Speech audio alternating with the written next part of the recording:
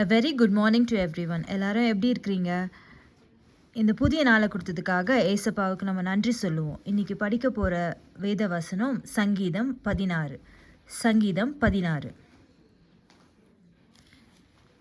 தேவனே என்னை காப்பாற்றும், உம்மை நம்பி இருக்கிறேன். என் நெஞ்சமே நீ கர்த்தரை நோக்கி, தேவரீர் என் ஆண்டவராயிருக்கிறீர்.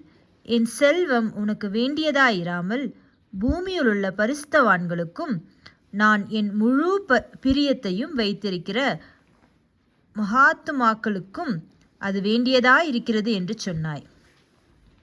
அந்நிய தேவனை நாடி பின்பற்றுகிறவர்களுக்கு வேதனைகள் பெருகும். அவர்கள் செலுத்துகிற இரத்தபான பலிகளை நான் செலுத்த மாட்டேன். அவர்கள் நாமங்களை என் உதடுகளினால் உச்சரிக்கவும் மாட்டேன். கர்த்தர் என் சுதந்திரமும் என் பாத்திரத்தின் பங்குமானவர். என் சுதந்திரத்தை தேவரீர் காப்பாற்றுகிறீர். நேர்த்தியான இடங்களில் எனக்கு பங்கு கிடைத்தது. ஆம், சிறப்பான சுதந்திரம் எனக்கு உண்டு. எனக்கு ஆலோசனை தந்த கர்த்தரை துதிப்பேன். ராக்காலங்களிலும் என் உள்ளிந்திரியங்கள் என்னை உணர்த்தும். கர்த்தரை எப்பொழுதும் எனக்கு முன்பாக வைத்திருக்கிறேன். அவர் என் வலது பாரிசத்தில் இருக்கிறபடியால் நான் அசைக்கப்படுவதில்லை.